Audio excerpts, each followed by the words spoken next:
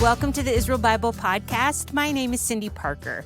I am an author, a speaker, and the professor of Holy Land Studies at the Israel Bible Center. I am passionate about reading the Bible in the physical, historical, and cultural context of its day. But what I really like doing is having geeky conversations with people about all kinds of things. In this podcast, I'd like to invite you to join me as I sit down each week with other faculty members of IBC to discover new aspects of the Bible. These are some of my favorite dialogues because as a modern audience reading an ancient text, we know that the Bible does not need to be rewritten, but it needs to be reread. Today, I am so happy to introduce you to a visiting professor for IBC. Dr. Brian Robinson is a professor of religious studies who recently created a course for IBC that is called Jewish Gospel of Luke. I was finally able to look through the course and was so excited when he created some time to join me on this podcast. This particular course is packed densely with fantastic information. So you know this can only be an appetizer of the select few topics that he covers throughout the course. You can tell he has taught this information before because he starts with what my PhD advisor would call clearing your throat. This is important because we all bring things with us into class. I know that you, the listener of this podcast, come from all over the world and you live in different kinds of cities. You have different cultural experiences. All of this helps us form these cultural eyes that we see the biblical text through. Sometimes when we're coming to a topic, we are totally convinced someone said this one thing at one time, but we cannot quite remember who, what, or how. I know that. But those things end up coming with us into the course. So I started my conversation with Dr. Robinson asking him about why he starts here in the class and where those assumptions even come from. Lean in and enjoy the conversation.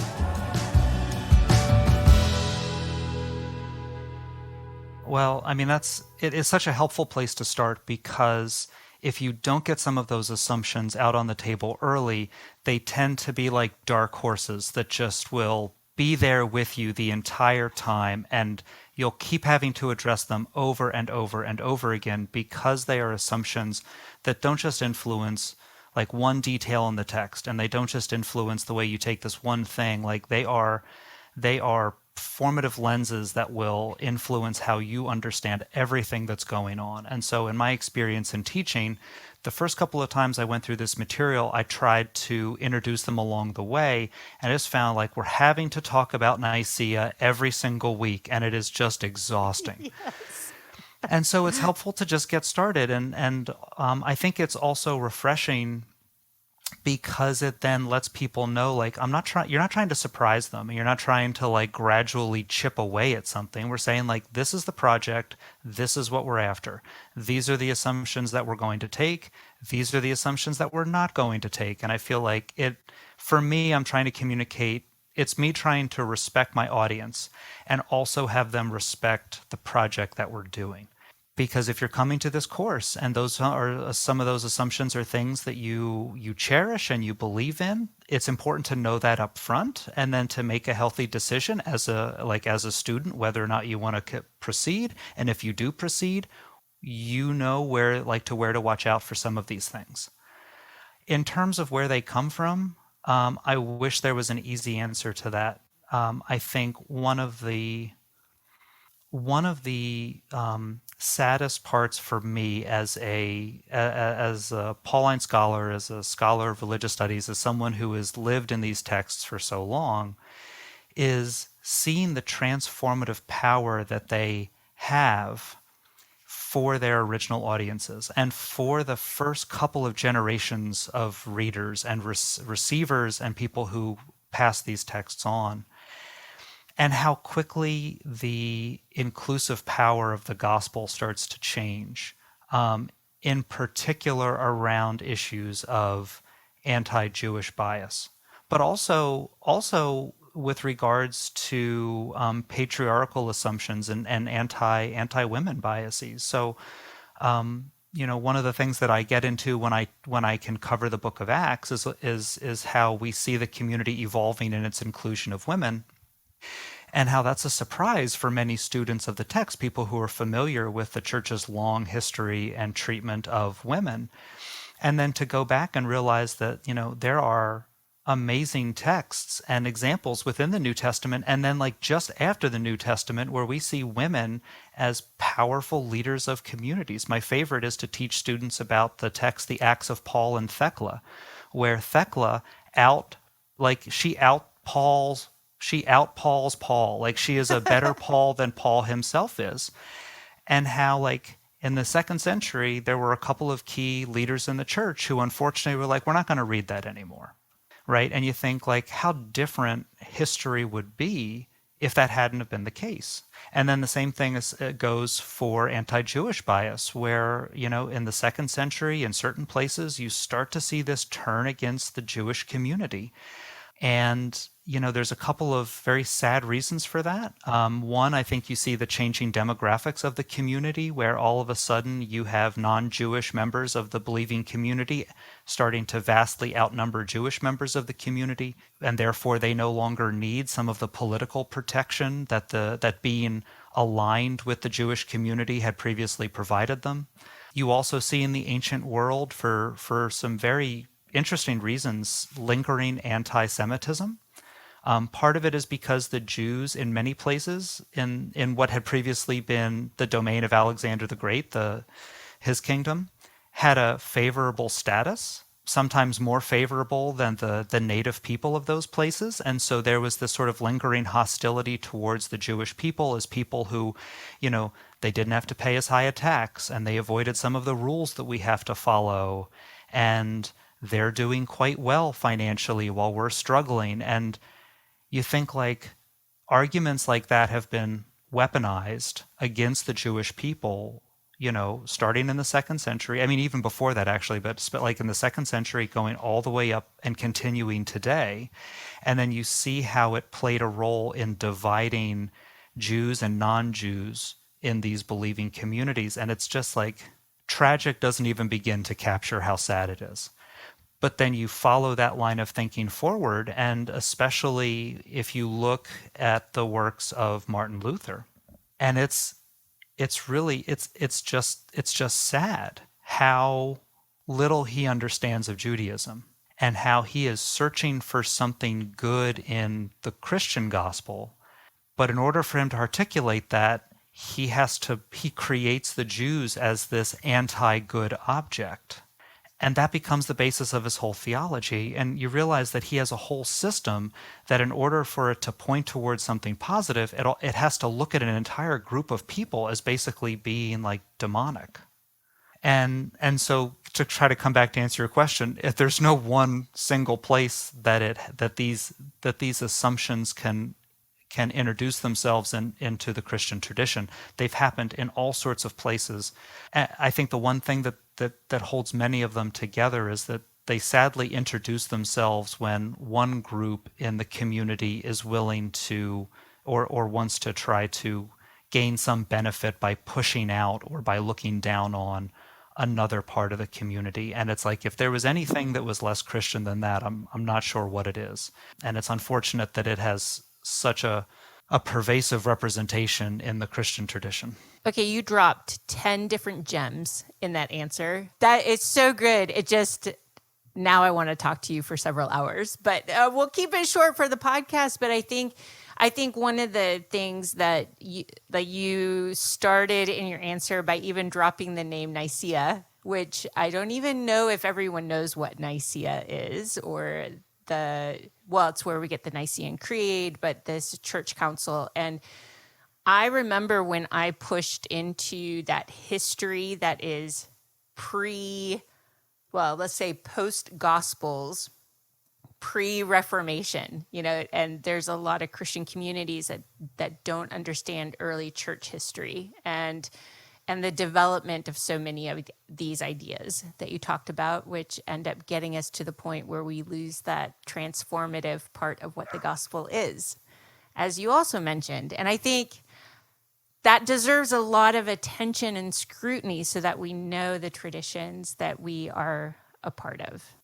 Yeah, absolutely. And I mean, I think one of the major tragedies is that we have, the New Testament was preserved. Like those texts were preserved, they were passed on, which it it's hard to emphasize just how unusual it is that they survived at all, right? Like these are they're lower class texts, and I don't say that to say that they are not written well, but like I say that they were texts written for the lower class of the Roman Empire. And we don't have other literature that was written for the lower classes in the same capacity that we have like with the New Testament, right? So much so, and this comes up in the class, like so much so that the words, so there are words in the New Testament that we just like scholars didn't know what they meant until we started digging up landfills in Egypt, right? Because it was dry enough, they happened to be preserved, but nobody else was preserving these texts because the people who produced them and the people who read them, like they literally did not matter in the eyes of the empire, so their writings weren't preserved. So like in the class, we talk about how the word that's used for daily in describing daily bread, it's it's what's called a hapax legomena. It's a word that only occurs in the New Testament in this place, so we don't have any other places to compare it to. But also, before the 20th century, scholars had no other uses of this word at all. Like it's not used in any other texts, and that's because these other texts are all like they're good literature, they're high status literature. And so, if you really want to just blow your mind about how creative people can be, go and read the history of what people did with this word because there were no constraints whatsoever. So all this stuff about, well, if Jesus is describing this bread that God wants to give us, it has to be the best. It has to be heavenly. It has to be all of this stuff. And what you really see is you see the reader themselves shining through because they get to just make up whatever they want. And then we found evidence that changed how we understood it. And not just a little bit. Like the word is used to describe like the bread that poor people had to buy every day because it was made with such low status ingredients that it went stale right away. And if you think about like the paradigm shift that asks us to go through as readers, like it literally takes our focus from being directed upward, which can be wonderful at certain times, and it forces us to engage the earthy reality of this text and the economic reality of this text and all of these other things that people can spend their whole lives with genuine treasured relationships of the text and never encounter. And that's a real loss. Like not that has to be a bad way of reading, but there's a dimension that doesn't become a part of your reading, and I think you miss the fact that these texts were meant to transform like real people's lives in the here and now with all kinds of other significance. But it did definitely include that, and that there are things in the text that anchor us as readers or have the potential to anchor us as readers there. And I think to prevent some of the flights of fancy that end up doing real damage to the message of Jesus. You are speaking my language. It's when I study historical geography in the land, this is one of the things I love so much. People become the real people who had to work this plot of land that happens to be really challenging to work on. And therefore, they are faced daily with difficult choices. And then insert the question of what kind of faith decisions did they have to make. And all of a sudden you're like, oh, this is something so different than just like an elitist mindset of a spiritual effervescence or something. Yeah, no, absolutely. And I think, for students who are coming to the class, especially with an interest in the Gospels, like if they've encountered this, it's probably been in some of the work that's been done on the parables, right? So like there's the parable of the lost sheep. And, again, like I have no experience with sheep. Like I mean, I know they make good sweaters, but beyond that, I have no idea. But then, like, sociologists have gone to shepherds in the Middle East and they tell them that story, and you get a whole different perspective. Like, the shepherds laugh and be like, that is the worst shepherd ever, right? That is a dumb shepherd that is very quickly not going to have any sheep at all, because if you leave, like, if you leave the 99 to go find the one, you're going to come back. You're not going to have 99 sheep anymore. Like, they don't just stay put. No, and again, like, you realize it's like that's not one or two places in the text. Like, it's not this disembodied spiritual thing that, like, every once in a while makes a connect. It's not a bad sermon, right? It's not this thing that exists in the ether and every once in a while they're trying to, like, draw a connection to someone's real life. Like, no, this is a text that just exists in this world. Yeah, it's difficult to learn about, but when you start to do it, like, the dimensions that you start to see in the text, and I think especially the transformative power, the social transformative power that it brings, it's what has kept me going in this endeavor for as long as I have. Well, along that line, also, I was so excited to see in the way that you organized this course for IBC is, it's everyone knows you're going to get to the Luke stuff, but you do the presuppositions and then you do this whole segment on Roman history. And I was like, oh, yay, thank you so much for doing that. We at IBC, we've done a lot of different seminars and we do coursework that talks about Greco-Roman thought versus Jewish thought, like how people framed their worldview in different ways. But I'm not sure we've spent time to look at the development of the Roman Empire itself, like how it goes from a republic even to these emperors. And so I know this is a massive ask of you, but can you take us through that? Like, what is a quick way that we can kind of maybe put some stories on the development of this Roman Republic? And then it's going to switch into the emperors that we get to know, who are actually kind of named and are visible once we get into the gospel territory. But what transformation has been happening there? So, most people know about Julius Caesar, right? He was the one that he was the one that stood there at that transition from the Republic to the Principate, from Rome being, democratic is the wrong word to use, but more of a democratic institution. It's ruled by a group of senators who are elected. Now, granted, to be up for election, you had to be fabulously wealthy, like beyond reality wealthy, or you had to have a really good family name. And then after Julius, his ascension and then his death, right? It is no longer a republic. The Senate still exists to a certain capacity. It's very much like Star Wars. The Senate is still there, but really there's the one force that's pulling, like, all the strings. Star Wars applies to everything. Yeah, it really does in so many ways. Star Wars or Harry Potter, those will get you So almost. I was going to say Middle Earth. Almost that too, yeah. But Julius is really helpful in a lot of ways, because both the other so Julius's backstory is that he's not a senator, right? His family he has a great name. He has a very recognizable name, but his family has fallen on hard economic times, so he doesn't have as much money as some of these other elite youths. And so he makes himself a man of the people. He binds himself to the group, the populare, the general people. And he's a general. And so during this period of time, Rome has existed in somewhat of an isolated state, and then they start to go through a period of expansion, of military conquest. And you see this happening in, like, the sort of as Alexander the Great dies, and then there's the generals who take over for him, and there's some there's all kinds of craziness in there.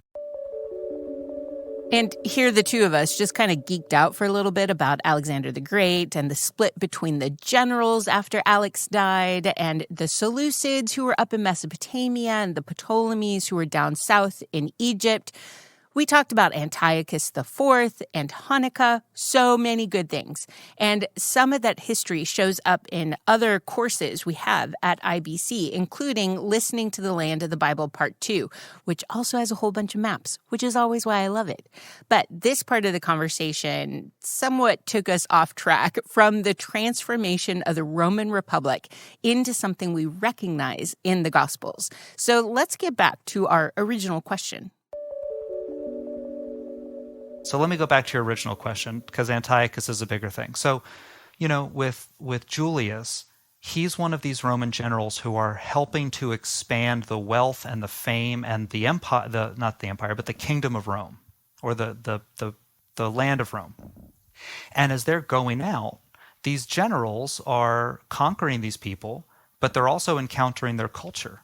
And one of the things that you see is if you ever study history at any scale, you know that like these cultures never exist in a vacuum, and the conquerors and the conquered always have some sort of symbiotic relationship coming out of it. And so, these Roman generals who must think pretty highly of themselves to begin with, they're going into these places, they're conquering these cities, and they're being hailed as divine figures. And especially in some of the different Mediterranean city-states where they were going, and they're like, yeah, you know what? I won this battle. I have all this riches. My soldiers love me and they celebrate me. I think I'm kind of a god, right? Like, people are narcissistic today. They were narcissistic back then. That's right. That's not a real stretch. But then what happens is when those generals come back home, and what it meant to be called divine in, that region that they had just conquered, when they bring that back to Rome, that starts to make people nervous.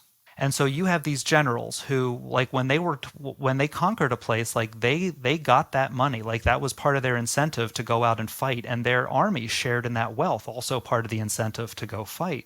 And they're going out and they're being successful, and they're getting rich, and they're getting famous, and they are being called these great things. And as we know, money and power and being called great things never messes with someone's relationships. So they come back home, and it's starting to get really messy. And Julius, not having as much money as some of these other elite figures that he's in communication with, some of these other generals, he knows that his success is going to be with his ability to connect to the common people. And he starts feeding into that. And he ingratiates himself to his soldiers in a way that even after he's removed from leadership, they still come and they're going to fight for him. And so his popularity, his ability to bond with the common citizen, not even citizen, but just the common people, ends up overthrowing the entire the political structure of Rome that had existed for almost 8 centuries. And it's not even Julius who really sort of cements some of the dynamics that come to dominate the Principate, the Roman Empire after that. It was Julius's adopted son, Augustus, who, is standing there. His father is dead. His father had been given these honors. He's now making sure that not only do they pass to him, but that he gets all the power that he wants. He starts saying things like, well, didn't you see when my father died, his spirit ascend up into the heavens and take its place amongst the stars? Because my father is a god. We all know that. And everyone who's there, like, they've seen the battle, they know Brutus, they know Brutus is dead, and so they're going to agree with them. And that immediately makes Augustus the son of God. And Augustus, and we talk about this in the class, and Augustus takes that title, and he takes everything that he wants that title to mean in a very universal and all-encompassing sense, and he uses it to bring conformity and obedience within the original area of Rome, but then especially in the different city-states where Rome is now exerting itself and conquering.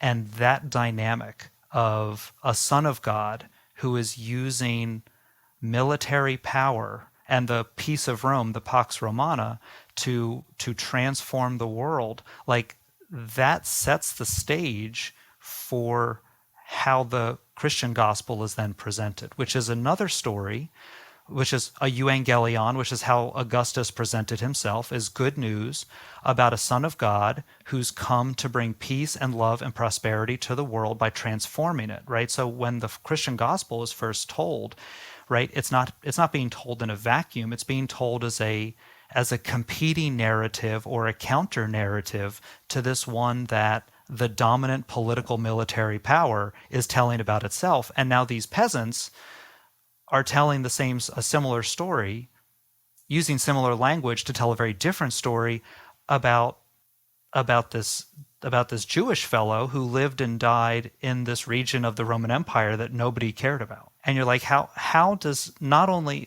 where do they get the chutzpah to do that? Like, not only where do they get the nerve to do that, but how does it work? Like, how does it end up in some senses overturning the Roman Empire and outlasting it in very real ways? I can't remember your question. I hope that it got in there somewhere. You did. You took a couple different questions I was going to do and just put them all together, which is really fantastic, because even just listening to you explain this background of the Roman Empire and how the movement from republic to empire, I think, is super fascinating. And even just hearing the history allows us to go, oh, this is already getting juicy before we read the Gospels. And on top of it, being able to say, we think modern day, the Gospels, that there's 4 of them and they're in the New Testament, as opposed to the word gospel is something that was in existence, that people knew what a gospel, what the euangelion was, and it meant this other political thing. Is already we're like, oh, this is the kind of story we're telling. Yeah, because already there's this, I think juicy is the right way to say it. Like, there is just a juicy context. You're like, oh, the world's changing. People are taking over. Like, powers are moving. People are betraying each other. Cities, like one of the examples that we go over in the class is an example known as the Priene inscription, and it was basically this city kissing Augustus's butt, hoping for a lower tax rate. But it uses all of this language: gospel, Son of God, salvation, peace, and you're like, if you're just used to hearing those words, you would immediately been thinking, oh, this is about Jesus. You're like, no, it was written before Jesus was born, so it can't be about Jesus. Who's it about? And you're like, it's about Augustus, right? And we do a similar thing with, we do a little bit in the class, but it's just so good for people to go and look at themselves. But some of the Dead Sea Scrolls, especially the Hodayot, the prayers that were a part of the Dead Sea Scroll collection, and you read some of them, and you're like, this is Paul, right? This is Paul. This is talking about Jesus. This is talking about salvation by faith because of grace. And then you're like, oh, it was written 150 years before Paul. So what's going on here? And if these Jews are using these words, then there's no reason why Paul and the Gospels can't use these words in the same way, right? Like, it was operating then. They seem to be doing the same thing. So what's changed? And I think that's one of the things that's exciting about teaching classes like this, is that we're not trying to set, like, the purpose of this class and anchoring it within its Jewish context isn't to say that all the Christian stuff is just silly, but it's to, I think, find out, like, what is it that makes Paul's writings as a Jew significant? What is it that makes the message of Jesus as a Jew significant, right? And it's not the faith versus works dichotomy that is so often used. It's something that's really problematic. It's the thing that makes these texts significant is that they have so much power and insight into the way that people relate to each other and can find ways across the divisions that people tend to throw up. Put up is the better way to say that, although the divisions oftentimes feel like throw up. Yeah.